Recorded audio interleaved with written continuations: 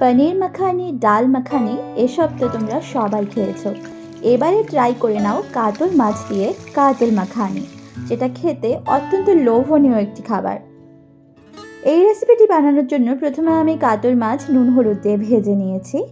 এরপরে তেলে গোটা গরম মশলা, গোটা জিরে ফোড়ন দিয়ে তাতে কাঁচা লঙ্কা, আদা পেস্ট করে রেখেছিলাম সেটা দিয়ে ভালো করে ভেজে নেব। তারপর একে একে এখানে পেঁয়াজ বাটা দিয়ে দিয়েছি। এরপর আমি অ্যাড করে নিয়েছিলাম নুন এবং হলুদ। এরপরে যে মিক্সচারটা আমি অ্যাড করেছি সেটার জন্য টমেটো আর শুকনো লঙ্কা প্রথমে ভালো মতো ভেজে নিতে হবে। তারপর সেটাকে ঠান্ডা করে গ্রাইন্ড করে নিলেই মশলাটা রেডি হয়ে যাবে।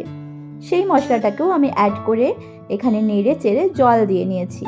এবারে পেঁয়াজের বেরেস্তা, কাজু কিশমিশ ভিজিয়ে রেখে সেটাকে বেটে একটা পেস্ট করে নিয়েছিলাম, সেটাও অ্যাড করে নিলাম। তার সাথে কিছু চিনি দিয়ে দিলাম। চিনি দেওয়াতে কালারটা খুব সুন্দর আসবে। এরপরে অ্যাড করে নিয়েছি জিরের গুঁড়ো আর দিয়ে দিচ্ছি জল। এবারে সমস্ত মশলাটাকে ভালো মতো কষিয়ে ঝোল দিয়ে দেব পরিমাণ মতো। ঝোলটা ফুটে উঠলেই আগে থেকে ভেজে রাখা কাতল মাছগুলো দিয়ে ভালোভাবে সেটাকে ফুটিয়ে নেব।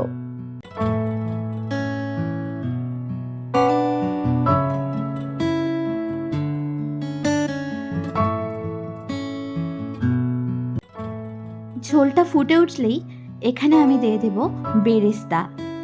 আর নামানোর আগে বাটার দিতে ভুলো না যেন।